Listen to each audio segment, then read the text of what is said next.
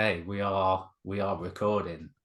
So, welcome to the Ultra Running Sam. I forget the name of my own podcast. The Ultra Running Sam podcast. Richard Lazenby. Hi. Hello. You have to talk. Yeah, it is a video one, but you do have to talk as well. I have to remember that. Can't just do actions. Could just do the whole thing through the medium of dance. That'd be good. We were just very briefly off air chatting, and you were saying how this is your first podcast interview. Yeah, it is. Yeah. Yeah. So we're just saying nothing to be afraid of. Just nice and chilled. You're on the red wine. I'm on the cider. It's Friday night. Everything is good. Everything is chilled. Yeah. So no stress, no pressure. And we hit record quick because I realised that I was going down the route of having a conversation without recording it. So we needed to hit the red button and get recorded. Right, so I'll stop faffing now and talking too much. And so we're not strangers, are we? We've met before on a certain race on a very rainy day around Chesterfield. But for the listener and the viewer, who is Richard Lazenby? You can go back as far as you like with your running career and everything, and where you began, how you got into trail running, and how you got to the point where you at the weekend just gone won the 13 Valleys, 7 Valleys 100k race. So how did you get from? Can we just go? Why don't you separate the names of the races? It's difficult. I've just wrote a blog for and it was the same thing. Like header 13 Valleys, but then having to explain that I didn't actually run the 13 Valleys. I run the 7 Valleys. Mental. Yeah. Yeah, that's right. Yeah. Well, I originally I did the 5 Valleys, and I was originally signed up to the full 13 Valleys because I was writing an article for Kate at Run Ultra. So originally I'd agreed to do the full thing, but my ongoing knee issues, which I never talk about on the podcast. This is a hot scoop. That's sort of been in the background and has slowed my training down. I am back to consistent training. But the reason, so I ended up doing the 5 Valleys, which is the 50k. You did 7 Valleys, which was the 100k. There was also the 2 Valleys. Was the 2 Valleys, which was the 20k? 20k, yeah.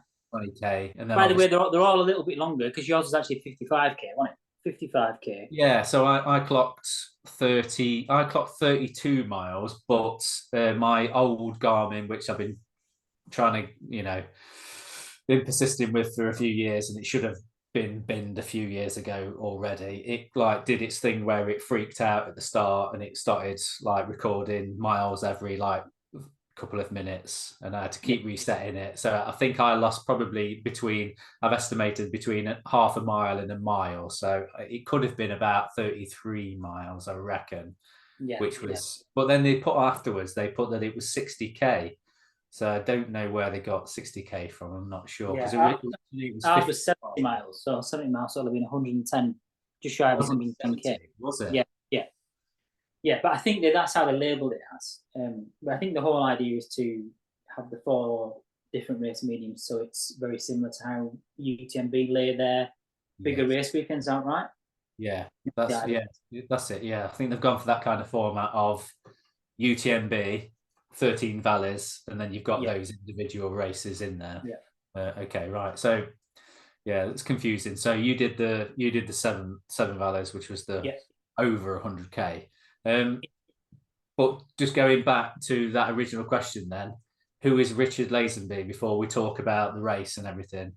Give us your running history in as much detail or as little detail as you want to give.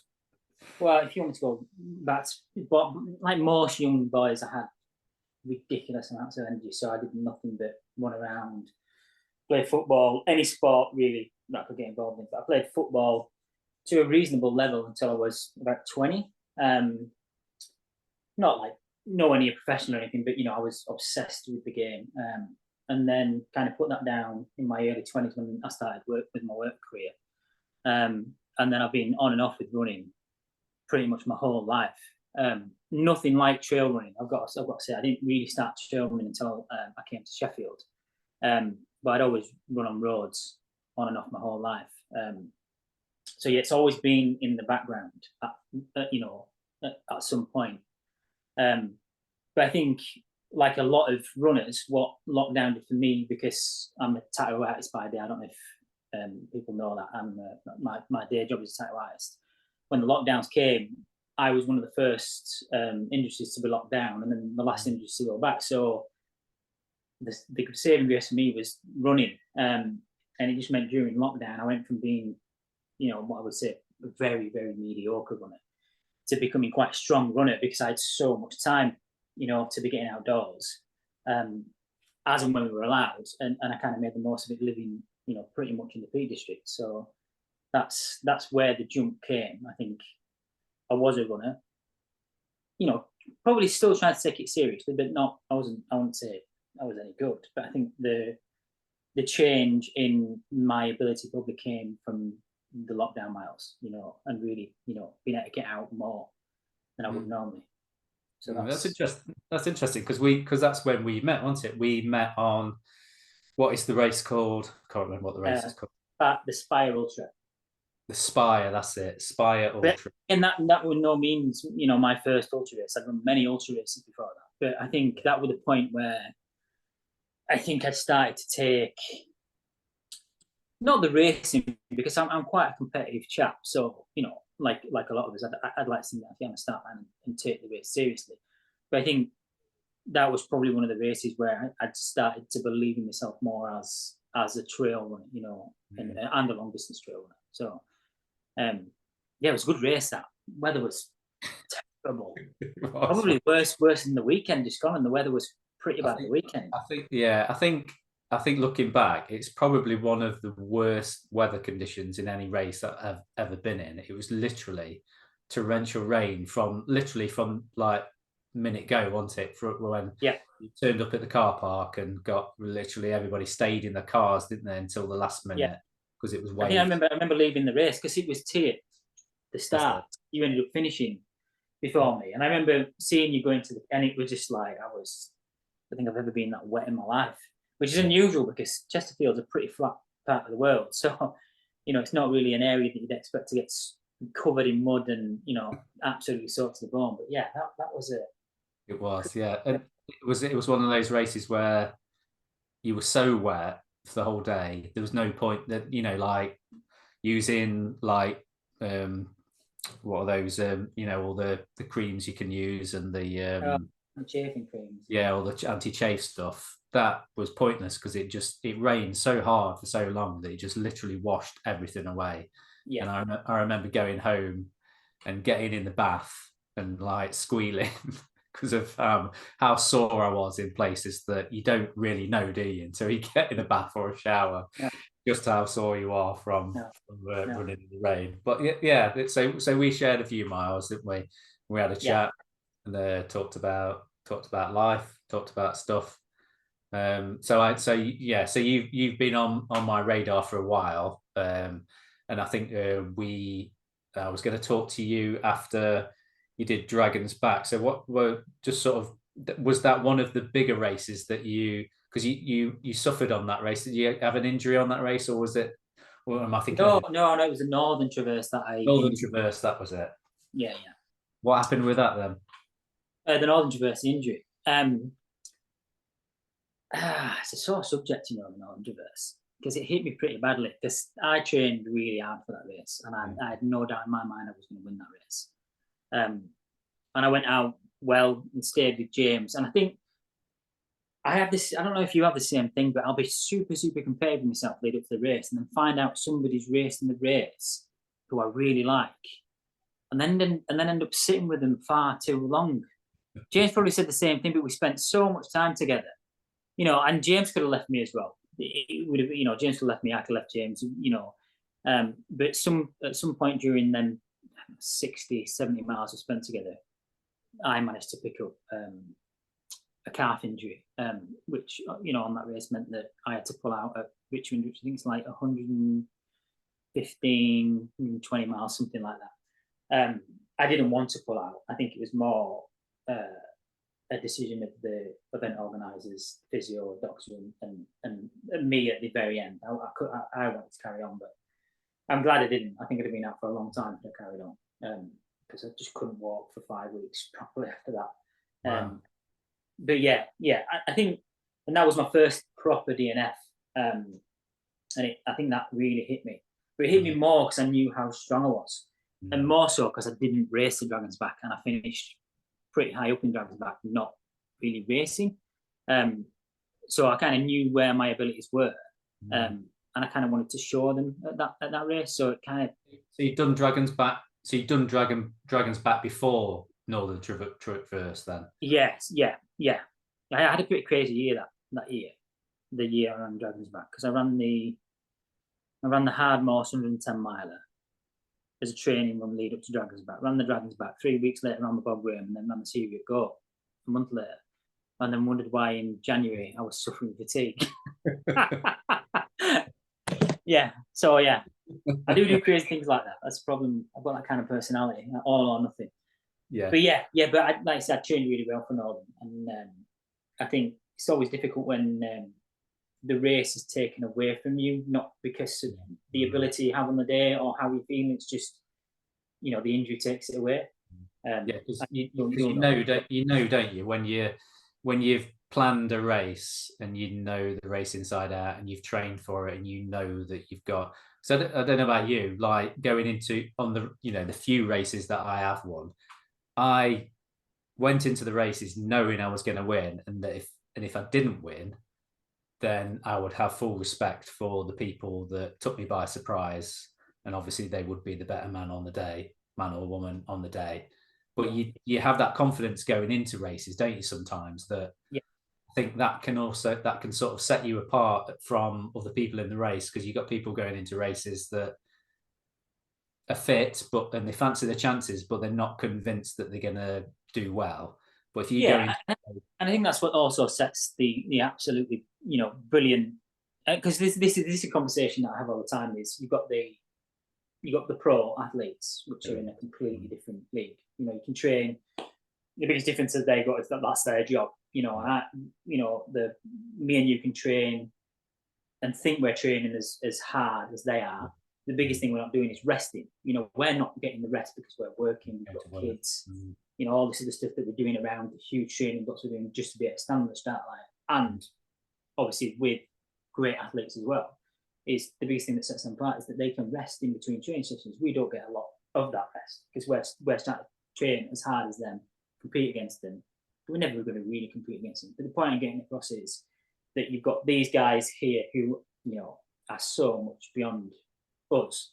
And then you've got the great amateur runners, which is, just to name a few people, like James, fantastic, absolutely fantastic runner. With a friend of mine, I don't know if you've heard him, Chris Andrade, bloody fantastic runner. Again, as amateur runners, brilliant. And Mark Peart, fantastic, absolutely phenomenal runner. I've done so much with Mark. And if any of you guys on the podcast have heard of Mark Peart, he's done some crazy things. Phenomenal runner. But again, this isn't our job, so you don't get to dedicate your whole life to running. But you stand on the start line with any of these guys. These guys are the guys that you want to be watching. But yeah, I think having the confidence on the start line is difficult, and I think the difference between us and the pros is they're confident because every T and every I is crossed and dotted, so they know they've not missed anything. I think when we're still on the start line, the confidence is there. We've done the training, we've done the block, whether it be with a coach or not with a coach, but there's still that big question mark or that big cloud. Have I done enough rest? Have I ran too much? Have I balanced, my life right? Have I eaten right? And all that kind of stuff that you just don't get having everything else around work, children, home life. And again, you've got to remember that I'm pretty much only doing this as a hobby. Nobody's paying me to do this.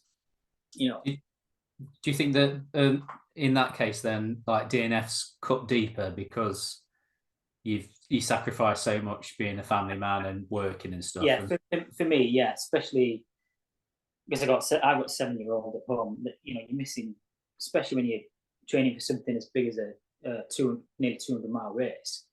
You're missing half a Saturday, half a Sunday because you're having to do big back-to-back training days. Whether it be a 10 to 8 week training block, and that lays heavy. So I think when the race is taken away by something like an injury, it hurts a lot more. Yeah, I think for me personally, anyway, maybe not for everybody, but yeah, for me, definitely. Yeah. I know what you mean. You kind of you put your. I know it's only it's only a hobby, and it seems a little bit disrespectful to talk about trail running in that way, in those terms. But compared to a pro, it isn't it. But if you love something and you're passionate about it, then you want to give, like you say, you're all or nothing guy. You always give 100%. So that's how you approach even your hobbies. You approach trail running with 100%. So maybe it does. Maybe if you're a pro, a DNF is part and parcel of life as a pro, that you just go, oh well, there's other races, that's fine. Yeah, maybe that's the case. Yeah. And at the time, we can't just say, oh well, there's another race. I think having family business to run, you can't the big races you can run 2, 3 the most a year, because of the amount of time it takes away from the other things you've got to do in life. So when something big slips away, it's not as if you can just go, well, never mind, in 2 months' time I'll run another big race. Life just doesn't work like that. So again, the lead up to the Seven Valleys, was a big lead up. I'd not, barring lots of small fell races and shorter races, I've not raced any ultras since April. So it felt like a long lead up to this race, which again was good because it gave me a long time to really think about what I needed to do to, truly believe I could win the race. Was this so you're working with the coach, aren't you? Are you working with Gary House? Yeah. I think I can't remember when I started working with Gary. It'll have been when was Ultra Trail Snowdonia? May. Earlier on. Because I crewed for Gary on that race. And I think we just got chatting, because I wasn't coached at that point, and we just got talking about like sessions and training for ultra races. And again, going back to my personality, I think I have been in the past more of a mileage guy than a quality guy. So what I mean by that is I've probably run far too many miles, thinking that by running 100+ mile weeks, that'll make me, a strong workhorse and I can do well at races. Maybe an old-fashioned approach or the older races, that might have worked. But now, even the amateur runners, you're racing athletes, guys that can run quick 5, 10K half marathon times on the road and then translate that onto trail. So I think there needs to be a lot of specificity in training. Again, if you want to compete, if you want to show up to a race and compete, or have half a chance of competing, then this is the kind of stuff you've got to be thinking about. So I think after chatting with Gary, it didn't happen straight away. I think it took a month, maybe 6 weeks after I crewed for him for me to come to the decision to do it. But yeah, I think speaking to him, I realised that having the added benefit of structuring training, especially over 5-6 day period, would help my racing. And I think was that a conscious thing then, as far as he was sort of programming your training leading up to that you purposely didn't do any long efforts, any ultras, so or was it just the way that it worked out? I don't know really. I think we spoke about racing a few ultras, and I just think timing didn't work, because I think I really wanted this year to go over to Mozart, the Mozart 100 in Austria. I think I wanted to go race that. But Gary was worried about me going out there and being competitive especially coming off the back of what gone on a Northern Traverse. So we didn't do that. But the other stuff was, I think, more of a conscious effort for me to run the shorter, faster fell stuff, just so I could get that leg turnover back, and then run more stuff on the road, some more tempo sessions on the road, more 5K stuff on the road. Go back to doing things like park runs. I'm just trying to be competitive. Again, park runs are competitive, but again, I think if you can get in that mindset of rocking up to a park run and trying to win the park run, again, it's this. I don't want it to sound, think me portraying me in a bad light, but I think it can give you that edge. If you're willing to just go turn up to a Saturday morning park run and give it all, and try and win something that it can be fast. I think that helps when you're standing on the start line of an ultra. And for me, it may just give you the edge. Yeah. I think there's a lot of ultra runners out there. I mean, I know this because I do a bit of coaching, and I know that there's a lot of good ultra runners out there that just bang the miles in weekly, monthly, never pay any attention to specificity and workouts. They're just happy to plod the miles and do big races, and it's enough to get through. But even just focusing on a few basic sessions can make like a world of difference to people, can't it? Because you can, you'll know this yourself, like being a high mileage guy and then possibly like dropping your miles down a little bit and then focusing on some sessions. Suddenly you go from quantity that would get you through an ultra and put you in good stead to being the sharpest guy on the starting line. So is that the way that you sort of see it, that forever now you've tasted success? Absolutely. I mean, obviously, when I was younger, I was playing football, and everything was about structured sessions. I was a right-wing footballer, so you'd see, speed was the emphasis was speed.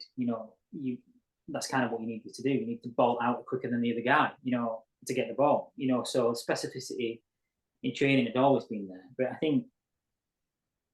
think I just got bogged down with the assumption that to create a big engine, you need to be out feeding the engine, big miles, lots of miles, which again, you're right. And again, I think you probably know as a coach, I think you do need to build that base as a person that's going to suddenly go from even running world marathons, 26 miles, and then even to go to 30 miles on a trail. It's a big jump, that extra 4 miles, 5 miles, or, because most of them are over, is a big jump. And I think you do at the start need to emphasize the mileage. You can't just be skirting through 30 miles a week and think you can just walk up to an ultra and even a 50K and get round. You've got to pay your dues, haven't you? Yeah. And I think that's. I'm lucky that I've banked a lot of miles, and now it's more about specificity. Because I think if I'd have been stood on the start line of a 110K race and not been hitting 110K plus every single week lead up to the race, I'd have not been confident. But the confidence was that I know that I've banked, through the last 3 or 4 years of consistently running and racing, I've banked plenty of miles. So adding the specificity and lowering the mileage is probably only going to benefit the legs and me and my mindset as well. Because I think if you feel a little sharper, you'll definitely perform a little better. It's just that, again, it's just that mindset anyway. That's what ultra is. It's a mindset. And I think, especially when you race, you can be racing the fastest guy, out of your group of friends, but that means absolutely nothing on an 800-meter-ish climb if they've been pushing a little bit hard at the beginning and you've just got the legs. And that's going to mean nothing on a 50-mile race. And I think that's the beauty of this sport. I think that's the thing that's like kind of draws me to just a little incremental changes we can make just to make you a slightly better runner. And I think that's the excitement as well. Don't get me wrong, I run with so many runners and race with so many runners that aren't like that whatsoever. They run ultras because they want to go out and hurt for 10 hours and enjoy that process, and they enjoy that process. It's not as if, like, when you see them, just dribble and spit all over me, and how can you possibly be enjoying? But they actually enjoy that process of getting from point A to point B in the most horrendous conditions. It look horrendous, and that's enough for them. And I get it, but I don't think I could do that. I think for me, I want to get from point A to point B, as efficiently and as well, and know I've done as well as I possibly can. Yeah, absolutely. Yeah. So I suppose that's kind of just sets you apart straight away with that mindset, doesn't it? That if you're on the starting line and you've got that in your mind that you're not there to just get round and survive, you're there, to give it your all as much as you can. Yeah, and that's the kind of thing that sets you apart and puts you in a good standing to be able to win races like that. So just thinking about your preparation then for the Seven Valleys, what kind of get the word right, specificity did you sort of include in your training leading up to it? Did you go up and do recce's, or were you just sort of using, because obviously the terrain you've got around you, Sheffield, with the Peak District and everything, I'm not far from the Peak District too. Yeah. You can get the same kind of, obviously you don't get the same big climbs as you get in the Lake District, but what did you sort of do to get that specificity? I think one session. I mean, I have put it in, but just not weekly. And me and Gary have been working hard on it. Is the high tempo hill repeat sessions, because right on my doorstep I've got Gunnerside Forest, which is fantastic. You've got every incline of hill you could ever wish for. And if anybody follows me on Strava, most of my runs have got at least 300 to 400 meters of climbing. Yeah. Just because I run out my door, and that's my terrain. That's what I run on. That's my doorstep. But again, just running them steadily every day, clocking up 20k a day is no good. So what we've looked at is in tempo sessions. That I love the road tempo sessions once I do them, but I found myself, say if it was on a Wednesday, kind of making an excuse that I couldn't do it Wednesday because I wasn't feeling too good, and I pushed it Thursday. Whereas doing the high intensity tempo session on a trail, on a hill, pushing hard, for I don't know, say a minute hard up, 30 seconds recovery, then the same effort down, minute, 30 seconds recovery, and multiples of between 5 and 10. I think that works great, and that will work specificity wise for then bigger climbs that you're going to find yourself on in places like Snowdonia, Lake District, Scotland. Well, I'd like to think anyway. I'm not a coach, but I'd like to think them kind of sessions are key sessions for big climbing ultras.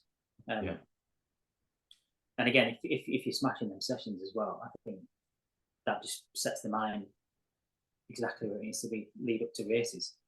Yeah, I think that's the thing, isn't it? That if you can get used to suffering in your training sessions and hitting intervals going uphill, which is the safest form of speed work as well, hill repeats and stuff, flying up hills, then when you actually get on the race and you haven't got to do that, you realize that the clocking up a decent pace going up a hill, everyone else might be sort of walking or struggling, and you find that you get to the hill and you can run up it, and it doesn't feel like it's a real effort and that you've got to save yourself for later on in the race. You know that you have that confidence, don't you, to know that you've done sprints up hills that are twice as steep as that, so you've got that confidence to know that you've got that VO2 max and that ability.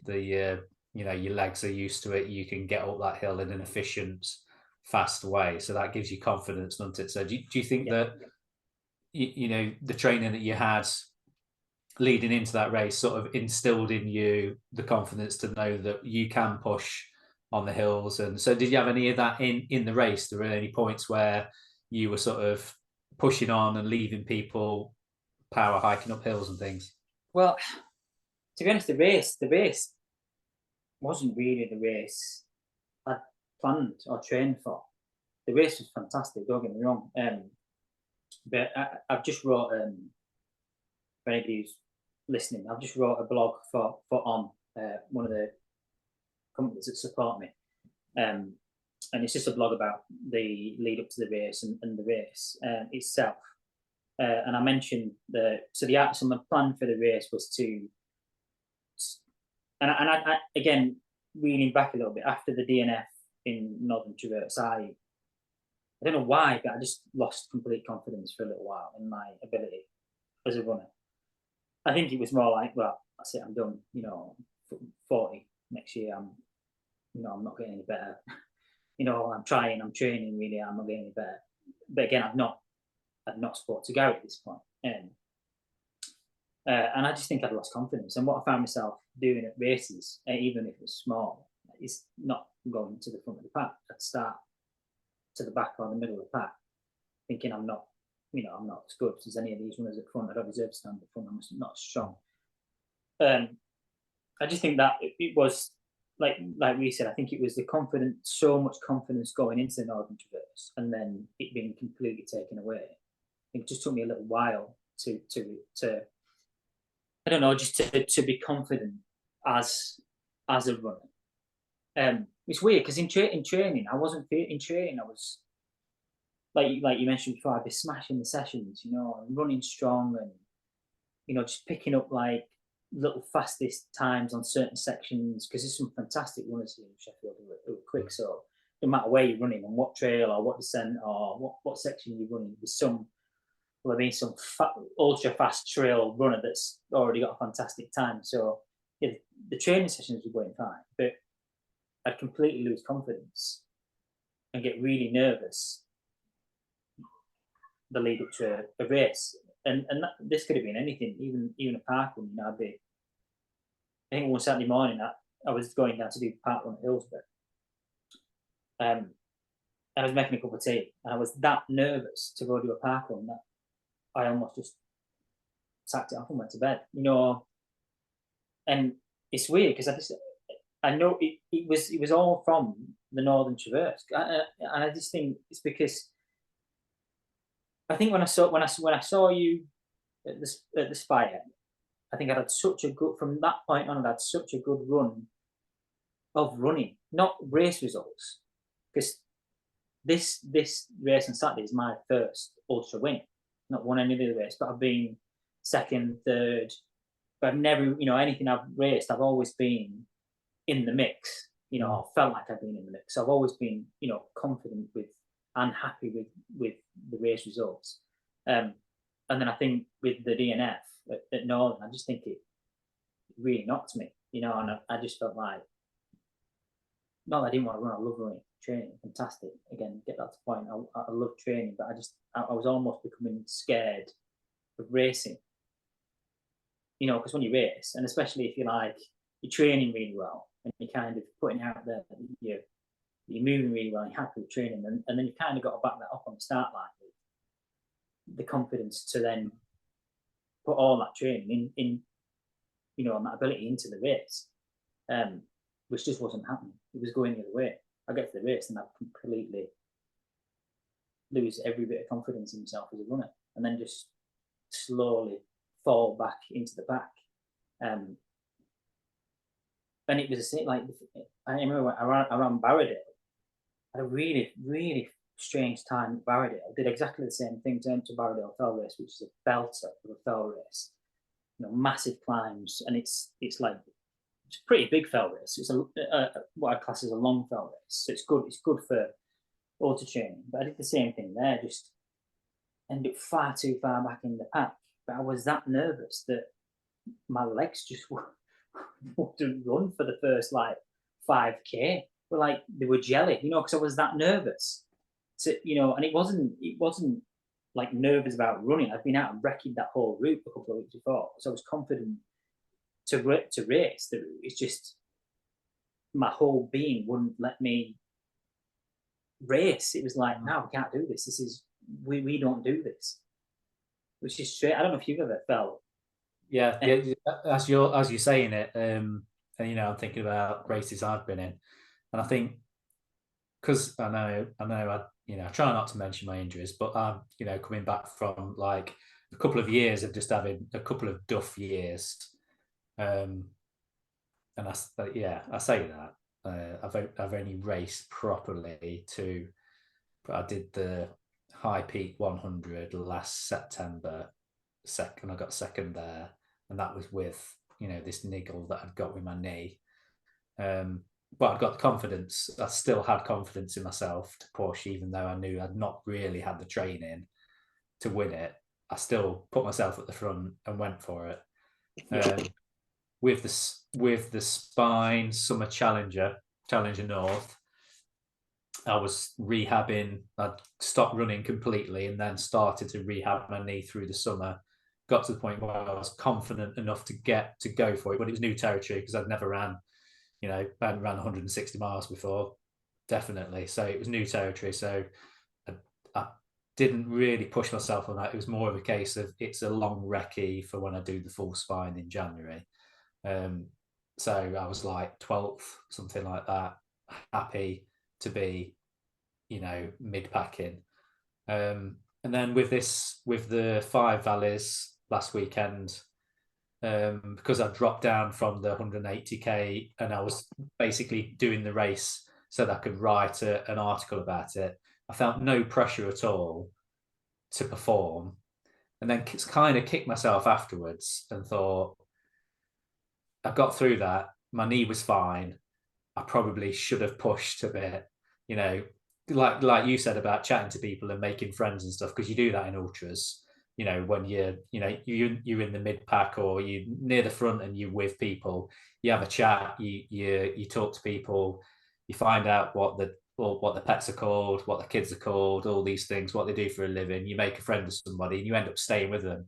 And this is something that I had over the weekend, chatting to people, stayed. Whereas before I'd sort of not really hang around in aid stations. I'd be gone, go in, get what I needed to do. If I needed to show my number, I'd do that, and then be gone again, be self-sufficient. But I was sort of dawdling in the aid stations. I was chatting to people, and as much as that was nice and a different to what I'd done before, at the end of the race, I was like, yeah, I'm tired, but I haven't completely emptied myself. I know that I could have pushed myself a lot harder on that race, but that was half to do with the fact that I didn't view it as a race that I'd gone there to race, but also the fact that I don't have the confidence in my knee that I used to have. So in previous times where I've gone into races fully confident in my ability, knowing I've got really good training and I trained as hard as I could and I was as fast and resilient as I could be, I would be there, start, thinking of the last, race that I sort of did really well at was a couple of years ago at the Peaks, Peak Districts South and North race, Ranger Ultras. And at the start of that first day, it's a 2-day race, I'd gone in there knowing I trained really well and wanted to win the whole thing. And if I won on either of the days, that was a bonus, but I wanted to be the fastest over the weekend, over the 2 races. And on the very first day on the start line, forget the name of the chap that started the race, but he said, right, if you want to win this race, you need to be here down the front, because it starts in Ashbourne on the Tissington Trail, and it's literally just really narrow. So it was like, if you want to win this race, you need to be at the front. And I literally just got my stuff and strolled right to the front and stood right on the front in front of everybody. Like everybody was sort of like looking and watching to see who came forward.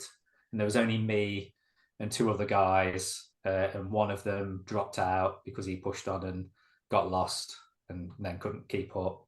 And the other guy, he came second to me. I stood on that line and I knew that, barring, anything going completely wrong, I thought that I should win that race. Yeah. So when you talk about confidence in yourself, having something like a DNF in a big race where it's an injury, you can understand where that crisis of confidence comes from.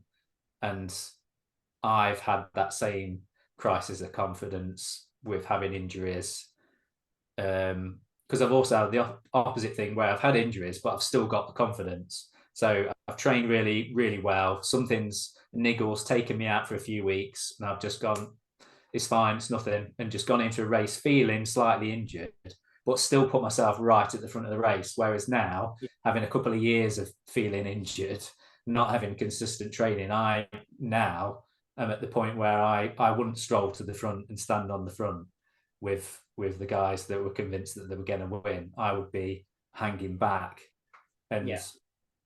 that isn't to say that I won't get back to that point, because hopefully I'll get back to the point where I've got that confidence. But maybe it's just the ebb and flow, the ups and downs of ultra running, that you go Yeah. from one season to another season. Sometimes you're up, sometimes you're down. You can have a mate who's doing really well and you're injured at that point and you're gutted. And you see them winning races and you think, oh, that should be me. And then a year later, the shoe's on the other foot. You're the one that's doing well in races and they're the one that's injured. Yeah. How do you think that that's just part and parcel of having multiple years in ultra running, and it's the ups and downs that you have to cope with? Yeah. I also think that as this chosen sport that we do is, I think unless you're speaking to it in our circle of friends, it's a pretty mental sport. To most people, they're not getting up on a morning and running 15, 16K, and then that's a short run, and then running, 25 to 30K on a Saturday is a pretty regular long run. And then we're going, oh well, I wonder why we're getting niggles and injured all the time. It's great to go, oh well, the human, as humans, we're meant to move, we're meant to run, we're meant to do that, and read lots of books, and everybody say, yeah, we're meant to do that, but unfortunately, we're not made that way. We're not made the way we used to be made. Most of us now are made to sit on his asses and watch TV and play computer games. So it's like, you know, I don't have an office job, but my job is I sit on my backside for 8 hours a day, 5 days a week. So, and then I wonder why I'm getting niggles when I then expect my body to then wake up and go for a, 10, 15, 20K run, and then it respond in the way of it being angry at me. I think it's right what you're saying. I think it's also easy with social media and Strava to look around and go, oh, well, they're doing better than me, they're performing better than me. But again, I think the biggest thing that I reminded myself of on this race was every ultra runner, regardless to what they tell you, is carrying something. Mm. Something. Even if they say, I'm absolutely, I'm bulletproof at the minute, there'll be something, whether it's a mental thing or whether it's just a niggle. And I don't think, and you'll be the same, for truth to admit, I don't think for the last 3 years I've not had a niggle. And I think that's the difference between a runner who's just getting into long distance running and a long distance runner is we just deal with niggles. But when you first start out, it's like, oh, maybe I should stop for 2 weeks. If you stop for 2 weeks, the niggle goes away. The second you start running again, the niggle comes back. And it will progressively get worse throughout the season. And then it just might break. Like your knees just broke, or like I had a really bad time. And we haven't spoke about it yet, because I kind of went into the Seven Valleys slightly injured as well. But I've had a really bad time on and off with tendonitis on my left leg. And it just keeps coming and going, and for age and age and age, it's been manageable. And like you said before, the confidence will carry you through training, will carry you through races. But at some point, it just gets to that point where it no longer bridges, and it's like, now it's an injury. And sometimes it just takes a little bit longer, and there'll be times where you've been running where you will have been absolutely hammering it in the same pain. Your knee was in at the peak of your injury, but you were that strong in your mind that you're just like, nah, it's not getting me. No, I'm not going to allow it. I'm not going to allow it. I'll take more paracetamol before a race, or I'll take a ibuprofen before a train, or you'll have just been that fixed on getting the sessions done because you knew you wanted to perform on that race that it would have been put to one side. I think, again, when something big happens like a DNF, or you just have a run of bad races, or like you say, races that you're not racing to the quality that you know you can race, I think you put that injury or that problem higher up the agenda. And I think that's what I definitely didn't want to do, coming out of this training block. Sorry, my animals have just come into the living room. I've just got to get them out. Yeah, you're right. Don't worry. We're used to animals on the podcast, dogs, cats, Yeah, and the rest. but I think that as well. I think again, there's a cracking group of runners here in Sheffield, and you probably know a lot of them.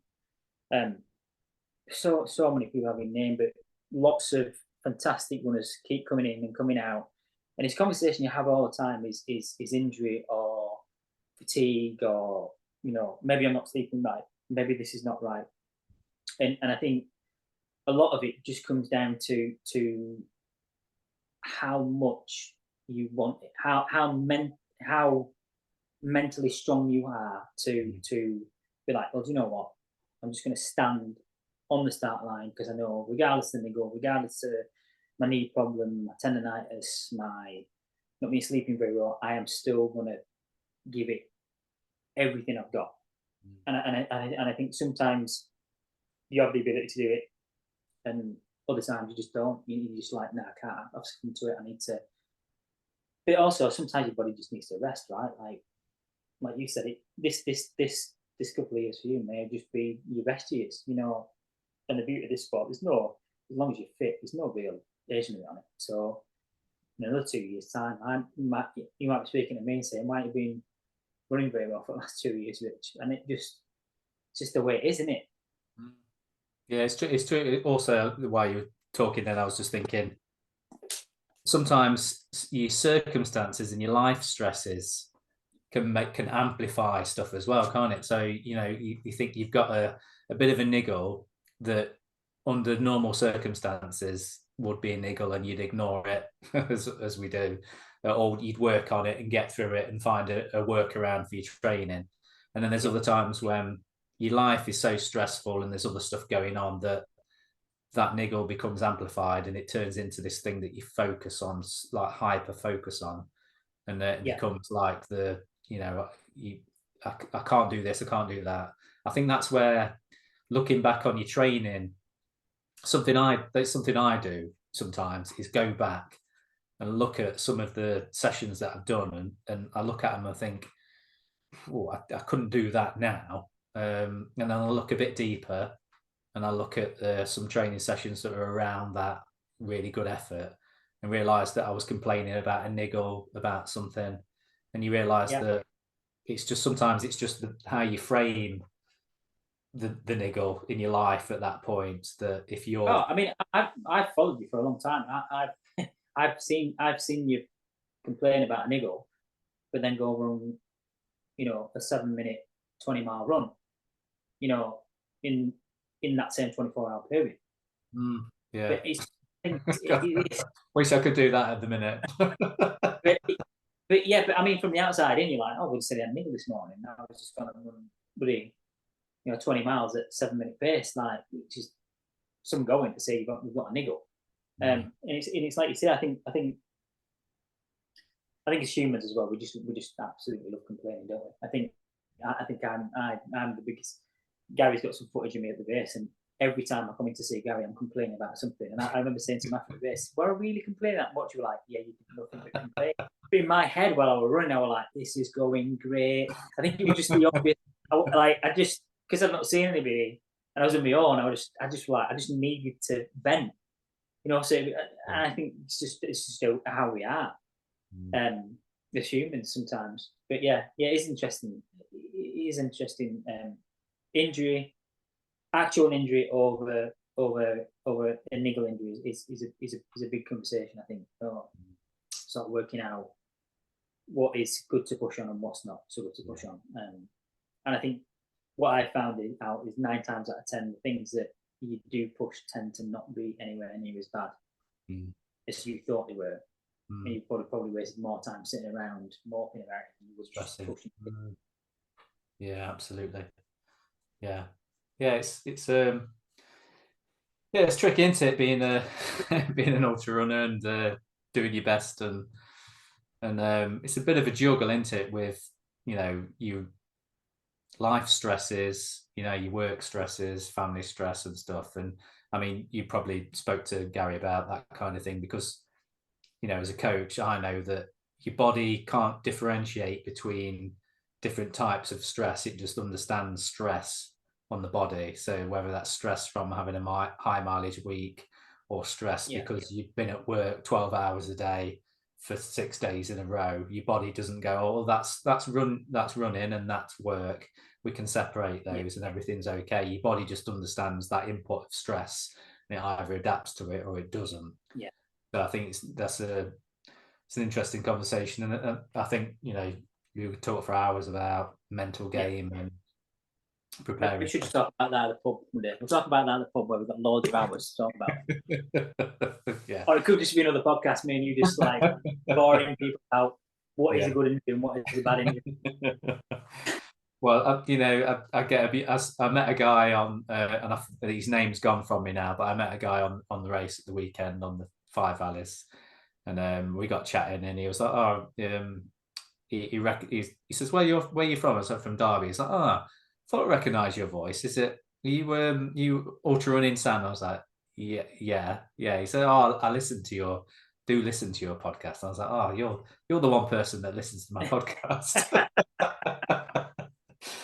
And I can't remember what I was going with that story. But we shared a few miles, and we chatted and everything, and here we are. I survived that race, and lived to tell another tale. And I think for me, it was like a real confidence boost just getting through that race and knowing that my knee is okay, and I can push on now and train for something else, and have the ultimate goal of trying to get to the winter spine in some kind of bit of fitness. I'm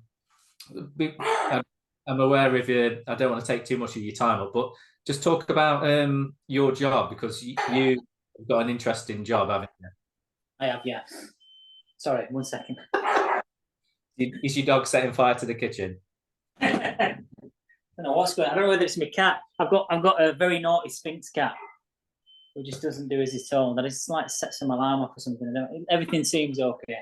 We're fine. Tell me about your job, because you've got a big following on Instagram. Is that you running exploits, or is it you tattooing exploits? Yeah, it's me running. It's just me running. No, it's not. I wish you are. Nobody really cares that I run. It's me tattooing. Yeah, I'm a tattoo artist. Yeah, I've been doing it for over 10 years. Yeah. How did you get into that? Well, I wanted to be a tattoo artist when I was really young, but it just never really materialised. So, like a lot of people, I ended up getting a trade. I didn't actually start tattooing until I was 20, 39. So it would have been 25. Yeah, about 25, 26 when I started tattooing. After meeting my now wife, Lisa, who kind of gave me the confidence to just give it a go. But yeah, I'd always wanted to do something within this industry. But I think, when I was much younger, it was a very different industry, a lot scarier than it is now. Mm. It's kind of nice now. Everybody respects tattooers. They didn't back then. Yeah, it's a good industry to work in. I enjoy it.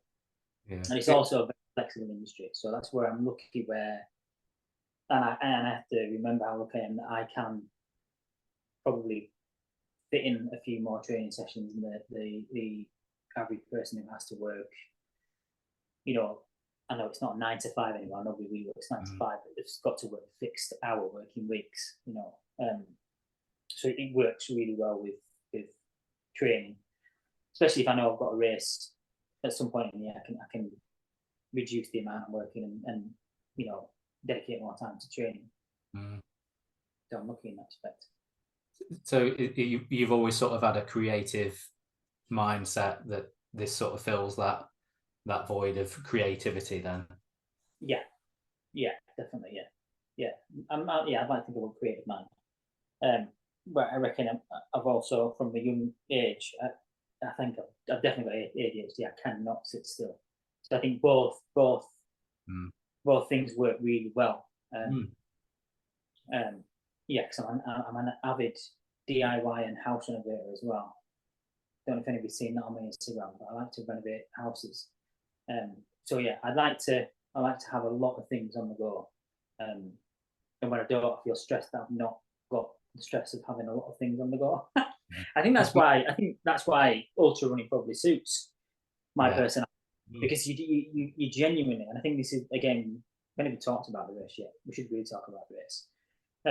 But again, you've got, to be a good ultra distance runner as well, you've got to have that mindset. You've got to be able to be spinning lots of plates at the same time, because there is a lot to think about, which isn't just running.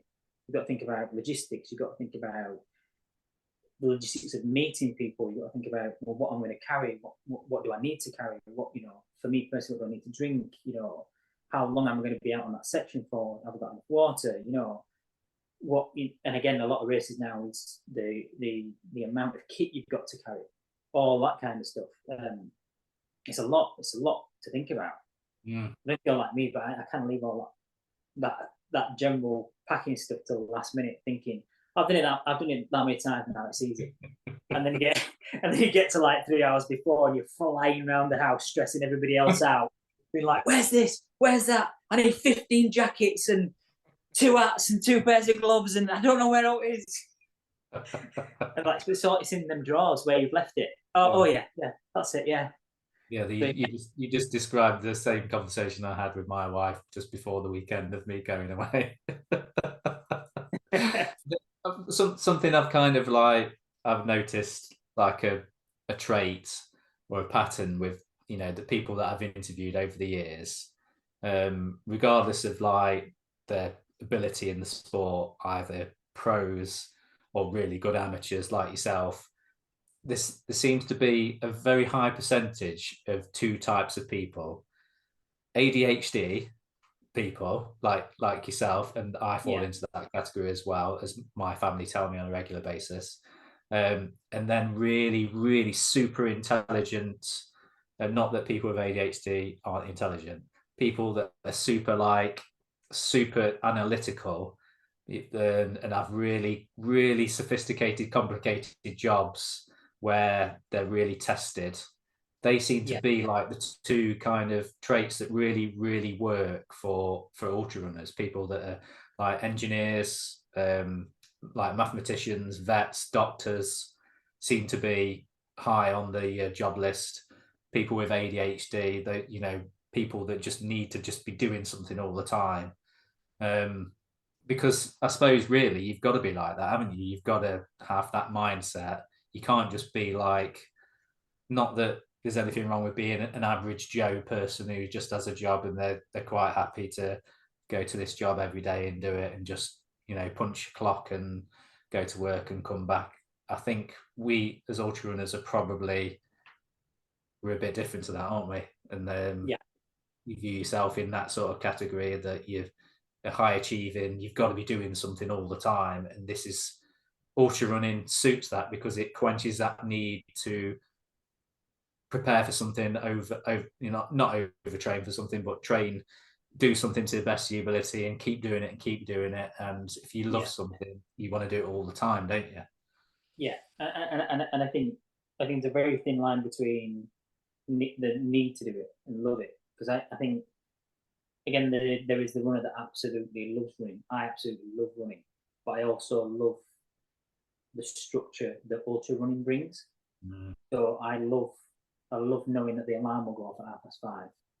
So I have to get up at 5:30, but the alarm will go off at 5:30, and then I get to go for my run at 6:30, and challenge myself before even my day started, and then come back, and then get on with the craziness, which is all my regular life. And it's not, I absolutely love the run, but I also love that process as well. And I think if I didn't have that process, that would be a void that I would have to fill. And that is a very healthy process to fill that void, because I think, again, there is other people who I've met, so many drug taking, gambling, all these like excessive people, which again probably stems from ADHD, but everything is excessive. You have to do everything in abundance. I think this kind of training or pattern of training, or whether it be ultra running or anything similar, triathletes, whatever, I think it fills that void in a very, very healthy way. I mean, his wife's may not agree with us, but yeah, I think it definitely is. It works for our types of personalities. Yeah, that's it. And long may it continue as well. Yeah. Well, you know, I appreciate you coming on, Richard, and talking about your race and your training and everything. And hopefully, people sort of can glean a bit of information from you there, and keep up with. Do you want people to? Where do you want people to be sort of directed to? Your Instagram or website? What have you got for your tattooing and stuff? Well, I'd like people to go, seeing as we didn't talk about the race too much, but you can. I've done an in-depth blog to write up for it's on the website. So Original Mountain Marathon. Link to that. I can put that in the show notes. Yeah, I'll send you a link to it. They can go on there, and it's a full write-up of the race. And it's a little bit of a write-up about what we kind of touched on earlier, the training lead up to the race as well. Should be pretty boring read. Now it'll be an okay read. So yeah, that'll give you an idea of how the race went. So there's that, and then if anybody wants to follow me at Richard Lazenby on Instagram, I don't have a separate page for anything. I like to stay multifaceted, so you get the tattooing, the home life, the running is all on there.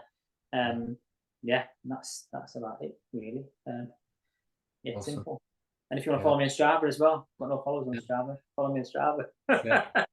I'll get all those links on there. People can follow your exploits and what. Yeah. But what before you go, what's next? Have you got something? I probably should have asked this earlier, but what have you got planned next?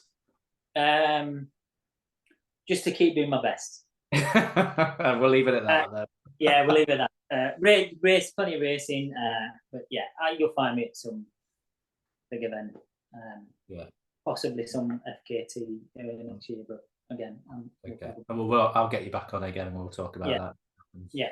And after we've stopped recording, I'll have a chat and we'll arrange a run in the Peak District. Definitely. Yeah. Awesome. Right. Well, thanks for coming on, Richard. Appreciate you giving us your time. No worries. Thank you for inviting me on. I've enjoyed it. Awesome. Cheers, mate. Cheers. Thank you. Thanks.